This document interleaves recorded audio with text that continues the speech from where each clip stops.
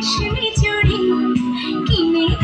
দিবি রে তুই রেশমি চুড়ি নইলে করবো তোর সাথে আড়ি কিনে দিবি রে তুই রেশমি চুড়ি নইলে করবো তোর সাথে আড়ি বলেছিলি তুই আমায় মেলায় ঘোরাবি তবে ডাক্তারে বাড়ি নইলে করবো তোর সাথে আড়ি কিনে